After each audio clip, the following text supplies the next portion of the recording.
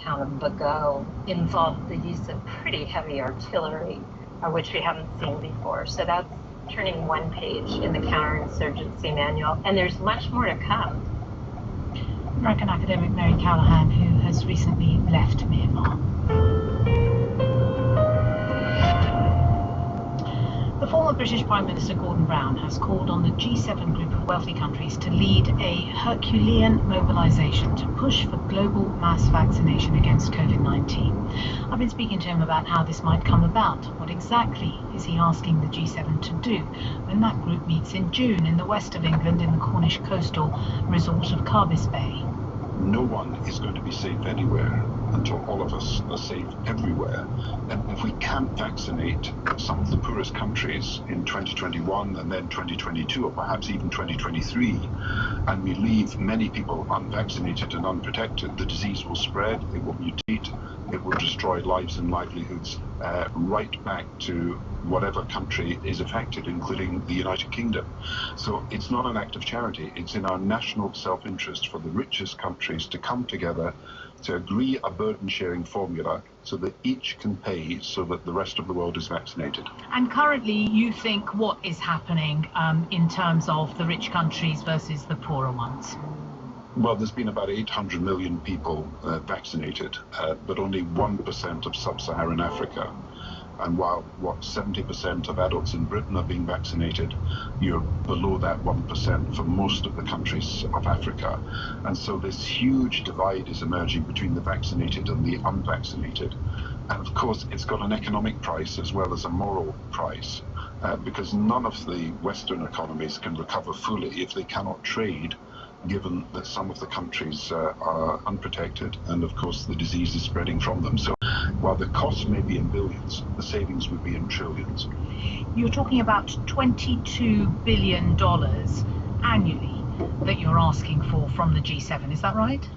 People have asked, who are undertaking this vaccination effort, the COVAX group, they've asked for 33 billion. They've got 12 billion at the moment, so they're 22 billion short. Then you have to think that this is a continuous program of vaccination, and it will have to continue next year and the year after. So you're basically talking about raising over 20 billion this year and about 30 billion next year. And you can't just do this by having a sort of kind of global charity fundraiser or passing around the begging bowl. You've really got to have a formula which you agree. America pays this, Europe pays that. And the best place to start is with the richest countries, and that's the G7 meeting in Britain on June the 13th, Boris Johnson chairing.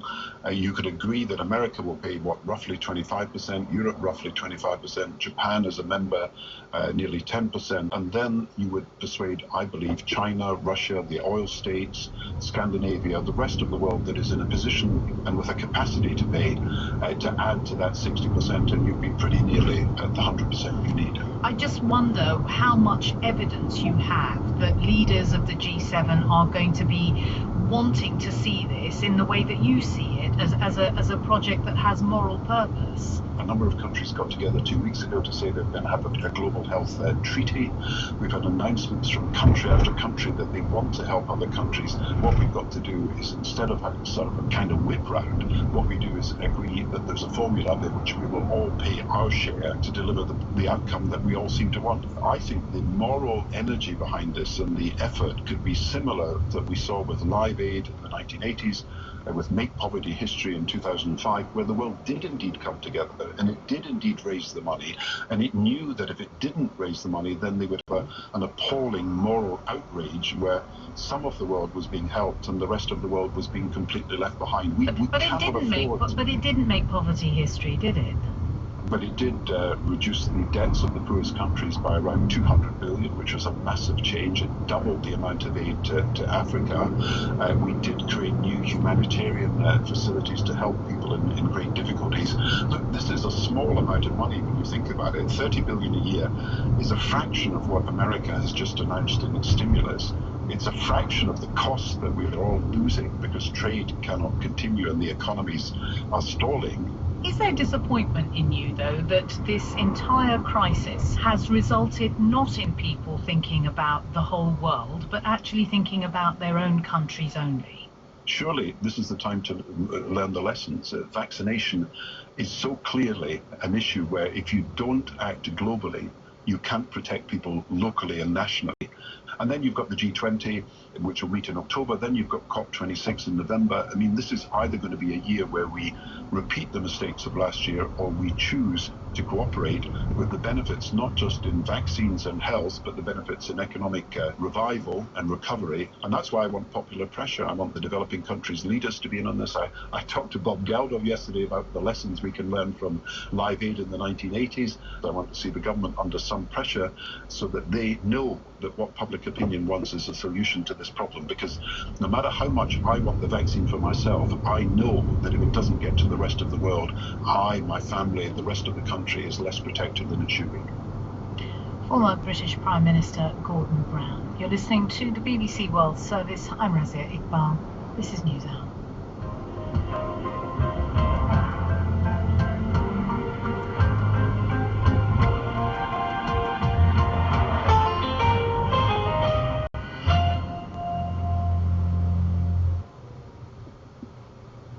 We're going to look ahead now here on the BBC World Service, and in just 10 minutes after NewsHour, today's guest on Hard Talk is the Zimbabwean novelist Tsitsi Dangaremba. The national and the historical have a lot to do in determining what the person can do, what a character can do, whether this is in real life or in a novel. And at bbcworldservice.com, listen to our series about saving our planet.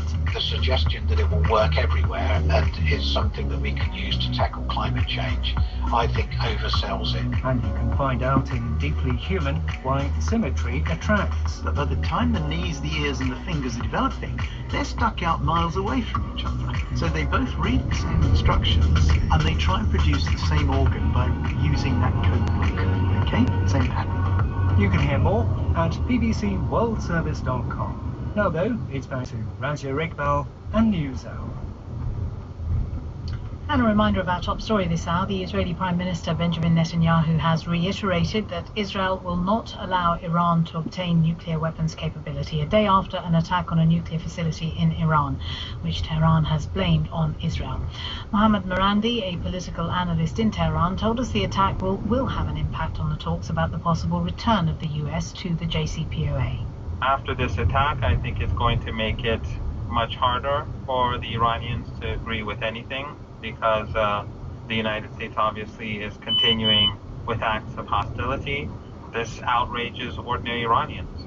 If the United States doesn't want peace, then what's the use of having a nuclear deal with the United States? That's our top story this hour. One other headline from the BBC Newsroom. Europol says the pandemic has created perfect conditions for organised crime to thrive.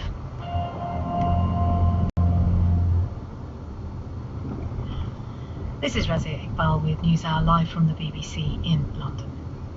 The British government is to launch an independent investigation into the former Prime Minister David Cameron and his lobbying efforts on behalf of the finance company firm Greensill Capital, which collapsed in March. Mr. Cameron has been criticised for contacting ministers via text on behalf of the company. I'm joined now by our correspondent Damien Grammaticus from Westminster.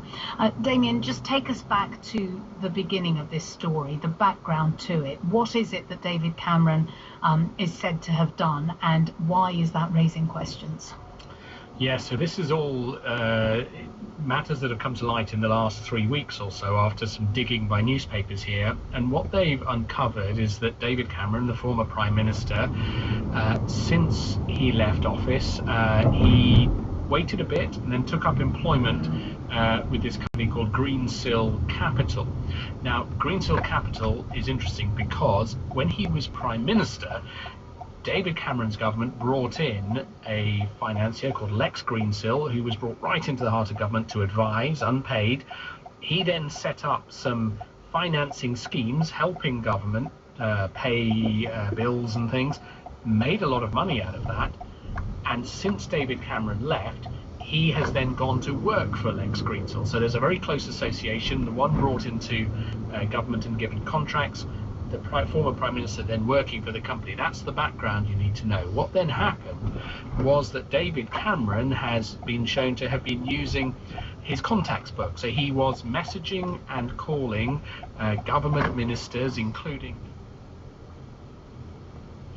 With 500 million users signed up to its service so far, it's gaining popularity in all parts of the world and has been used to coordinate protest movements from Belarus to Iran and Hong Kong.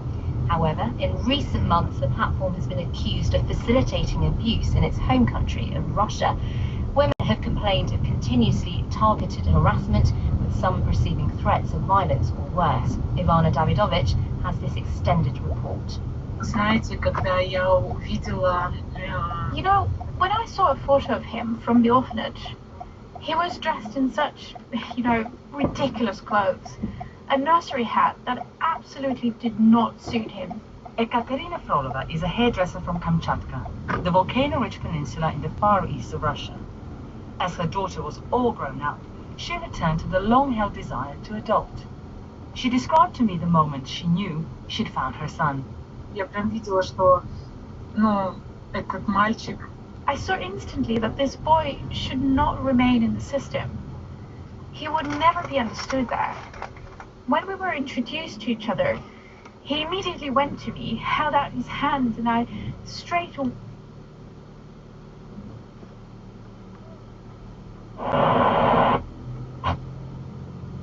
Motherhood, as well as alleviate loneliness by creating an Instagram profile dedicated to her boy.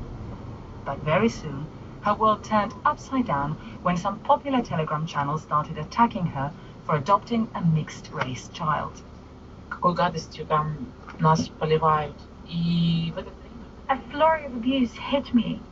Every day I received hundreds of threats and insults. They accused me of betraying my race. There were swear words and messages that they wanted to tie my child and me to a horse and let the horse on the road, or that my child and I should be tied to two cars driving in the opposite direction to tear us to bits. I was told that black people don't live long here. They're looking for women who've had relationships with black men or men from the Caucasus and have children from those relationships. They arrange attacks against them.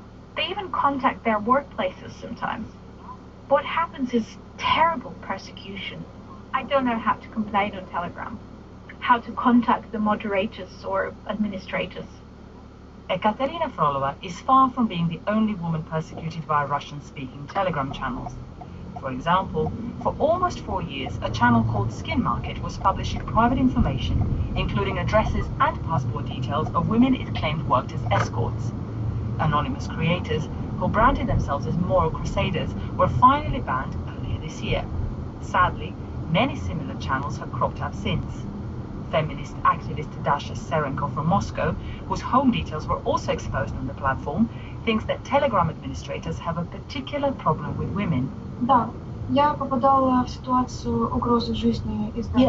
I found myself in a situation where my life and health were in danger because my personal data was leaked on one of the misogynistic Telegram channels. I was followed. This happened after I campaigned in support of female political prisoners. As soon as the channel appeared on Telegram with leaked information about police and security officials in Russia at the time of January protests in support of the opposition leader Alexei Navalny, Telegram deleted it after 3 days. Pavel Durov said on Twitter that Telegram did not support violence. Telegram does not support violence against security officials, but apparently supports violence against women. That is the only conclusion I can make. Telegram have ignored my repeated requests for an interview. After a flurry of media appearances soon after leaving Russia in 2014, the founder and CEO Pavel Durov has largely communicated just via his own Telegram channel. But back in 2015, he did share some of his views on privacy and freedom of speech at a tech conference in California. We haven't disclosed a single byte of data to third parties, including governments, and it was not easy. I think that privacy, ultimately, and our rightful privacy, is more important than our fear of bad things happening, like terrorism. I still think we're doing the right thing, protecting our users' privacy. Pavel Durov, often called the Russian Mark Zuckerberg, founded Russia's biggest social media network, VKontakte. The two men are of the same age. However, Durov has become a cult hero among some people who see him as a freedom fighter willing to stick it to governments in and out of Russia. He was forced to sell his stake in VKontakte for an estimated $300 million in 2014 after pressure from the Russian authorities. And that's how Telegram was born. He definitely met up to all the expectations that I had of him being this eccentric young tech founder. The Financial Times Moscow correspondent Max Seddon recalls the first time he met Durov in 2015. When I went to meet him, he was standing outside on his own using his iPhone, which had this horribly cracked screen, and he was wearing what he always wears in just about every photo that you ever see of him. It's this sort of custom designed thing that's like a black hoodie and a coat at the same time. It looks like if you were, I guess, living in the Matrix and you were deciding to unwind at home. That's the sort of loungewear that you might wear. Durov, he is this very committed libertarian who has these very utopian notions of open borders, unregulated finance. That's not actually massively different from the ideology that underpins a lot of the people in Silicon Valley. The difference is that Facebook, Google, Twitter, and what have you, these are all publicly traded companies. They require financing from investors, and because they're based in the U.S., they are subject to regulation from the U.S. Since those early years, Telegram have amassed 500 million users, many of whom flocked to the app after rival WhatsApp had changed some of its terms and conditions, sparking privacy fears involving its parent company Facebook. But where Telegram really come to its own is political organizing. Last year in Belarus, a country of 9 million people, over 2 million subscribed to a channel organizing protests against alleged election rigging and police brutality. However, for privacy-conscious users, California-based digital security advisor Rafael Mimoun warns against switching. When we talk about digital security, do you have security features that are enabled by default? It's good and well to have security features that are there as optional, but in practice, that's not going to make much of a difference. WhatsApp has end-to-end encryption enabled by default. Telegram does not. So what that means concretely is that when you're having a conversation, a normal conversation on Telegram, the Telegram staff members or whoever Telegram decides to hand over data to will be able to read your conversations. And I think even more worrying is that group chats are not end-to-end encrypted. As far as I know, it's the Wild West. There is no moderation whatsoever. Rafael Mimoun there. As recently as March, Telegram announced they had raised more than $1 billion through bond sales to investors, including the Abu Dhabi Sovereign Wealth Fund, as they try to capitalize on a surge in users. But with increased popularity comes increased scrutiny, especially of the app's perceived leniency towards extremist groups. Elon University professor of computer science Megan Squire specializes in hate groups and toxic behavior on social media. Oh yeah, I've reported tons of content to Telegram that I think should be removed, but things like terror manifestos, videos, that kind of stuff, and those are very rarely acted upon, if at all. There's other materials though, doxing materials, so people's personal information that's put out there. I've found numerous instances of everything from PDF files to images to just straight up text that includes phone numbers and home addresses and things for different activists, including myself. So yeah, I report all of those when I find them, and never has Telegram ever taken action on any of those items to my knowledge. I've never received a message back from them saying that any action was taken. Some people have pointed out to me and said that other social media apps like Facebook and Twitter and Google as well are not much better in terms of the kind of content that they allowed on their platforms. Oh yeah, every major platform is a magnet for this kind of negative content. They're going to try to get their message out to the largest audience possible, and that means fire hose approach, starting with the largest social media, and then if that's allowed, great, and if it's not, they'll work their way down to the smaller niche players. I mean, it's just rampant. Upward trajectory for Telegram will probably continue. I don't see them losing favor right now among the groups. Everyone seems pretty happy there. So I'm interested in seeing what he does as far as monetizing the platform and some of his plans. He's mentioned, for example, like paying content creators and stuff on the platform, allowing them to make money. That's very concerning to me. When I see Pavel trying to float ideas about monetizing content on Telegram, I'm thinking, oh no, oh no, there's a lot of money there, and it makes it way too easy for folks to donate to these really terrible groups. Professor Megan Squire talking about some of the plans that Telegram announced for monetizing the app, which so far hasn't been making any money from users or advertising. As downloads increase, so does the cost of maintaining the app, as well as moderating the vast amount of content that is published through its channels. Does that mean that eventually Telegram and its unconventional owner will have to toe the line of regulation and become more like their biggest Silicon Valley rivals? Here's journalist Max Seddon again. Yeah, I think he has the problem that anyone does who tries to build some sort of young, scrappy competitor to any established product. First you beat them, then you become them, and then as it becomes more and more popular, it starts running into all the same problems of how do you manage something that is just so big, where there is just so much content you have to sift through to find the terrorists and the harassment of women and the Nazis and things like that. And I think that is going to be probably the big tension that someone who is as committed a libertarian